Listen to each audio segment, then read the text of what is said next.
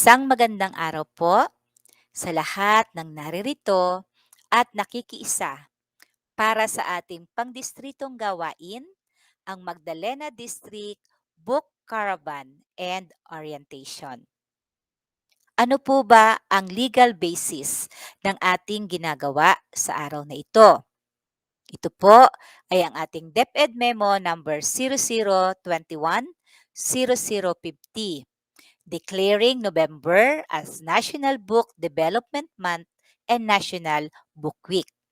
Bahagi rin po ng legal na basihan ng ating gawain ay ang SDO Laguna Division Memo number 284 Series of 2021 Book Caravan relative to the celebration of National Book Week. So ayan po ang dalawang basihan natin ng ating gawain sa araw na ito. Bakit nga po ba namin kayo inanyayahan na aming makasama simula po kaninang alas 7 ng umaga para po sa ating book caravan? So ito po ang ating layunin. Una is to provide learner participants with new narratives through locally written stories and big books. Yan. So, ang ating pong mga mag-aaral ay ating pahihiramin ng mga aklat ng kwento na kung saan ito po ay kanilang babasahin sa tulong na rin po ninyo mga nanay at tatay. Ang pangalawa po is to promote and advocate love for reading among our learners amidst the health crisis. So nais po natin na tunay na maiparamdam sa mga mag-aaral ang pagpapalakas at pagpapaigting ng kanilang pagmamahal sa pagbabasa. Bagamat sila po ay nasa inyo-inyong mga tahanan, nais po natin na magkaroon sila ng pagkakataon na makapagbasa ng ating mga akda na likha ng ating mga lokal na manunulat at inilimbag ng ating mga lokal na publisher. Ang pangatlo po is to appreciate the works of local writers and publishers. Mapapansin niyo po sa pagbibigay namin sa inyo ng mga libro mamaya upang maiuwi sa inyong mga tahanan ay ito po ay isinulat ng ating mga lokal na manunulat at nalimbag sa atin pong lokal na publishing houses. So ito po ay akda ng ating mga sariling Pilipinong manunulat. Ano po ba ang mechanics ng ating mga activities?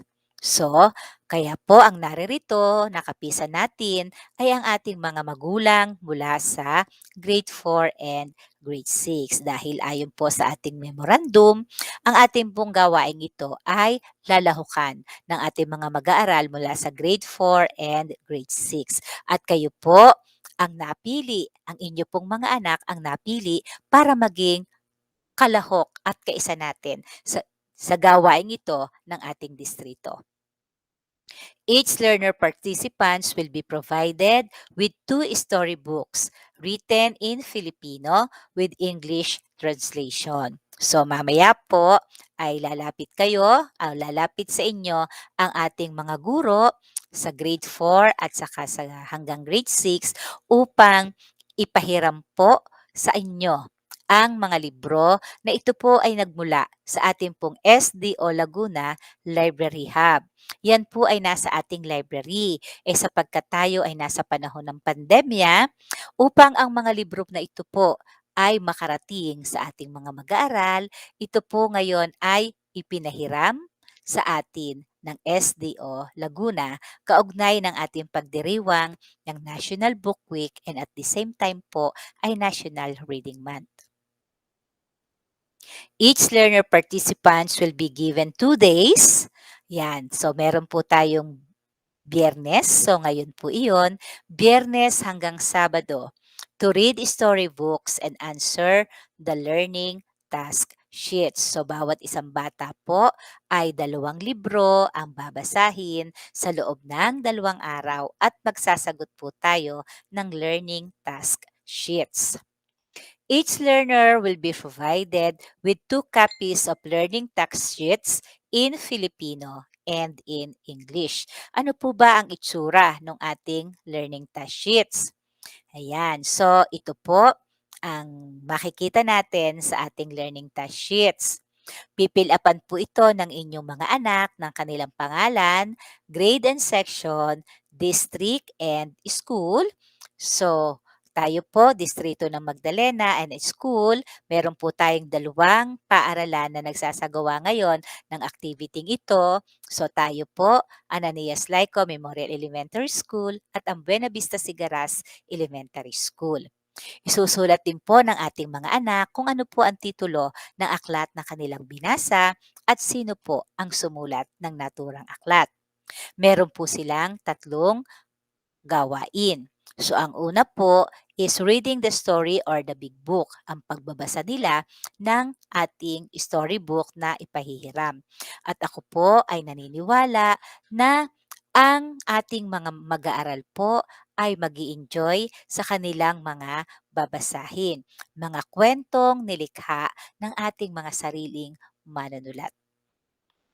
Ang ikalawa po ay ang pagsasagot ng ating mga anak sa 5 katanungan sa kwento na kanilang binasa. At ang pangatlo ay ang pangkanilang pagsusulat ng kanilang mga kasagutan sa spaces or sa mga space na naandoon po sa learning task sheets. So, meron pong vacant space sa ilalim ng learning task sheet natin na kung saan yun po ang kanilang gagamitin sa pagsasagot nila sa katanungan sa ating gawain dalawa. Sa ikaapat po, books and filled up LTS will be returned to teacher advisor or teacher in Filipino on Monday, November 22, 2021 at 8 to 9 a.m.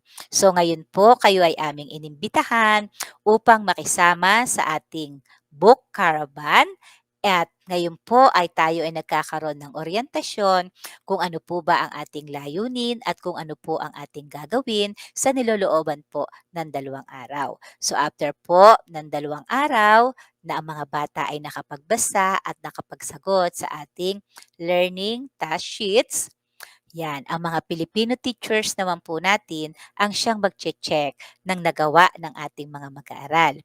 Gagawa sila ng narrative report with pictures sa school LR ng ating paaralan. So, ang school LR po ng Buena Vista Sigaras at school LR po or Learning Resource Coordinator po ng Ananias Laico, who shall submit school's narrative report to the District LR Coordinator at ako po yon ang inyong pong lingkod at ang ating pong narrative report ay duly signed by the school head. So, iyan po ang ating mga gawain na sa nilolooban po ng 2 araw. So ngayon po, Lunes at Sabado para sa pagbabasa ng ating mga mag-aaral.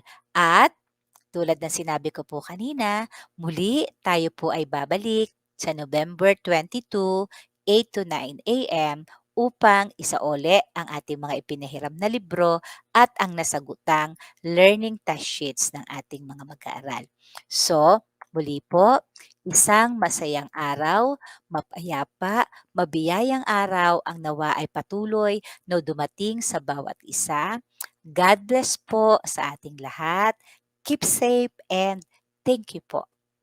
Maraming maraming salamat sa pagpapaunlak ninyo na kayo ay maging kabahagi ng ating pandistritong gawaing ito, ang ating book caravan sa buwan ng pagbasa.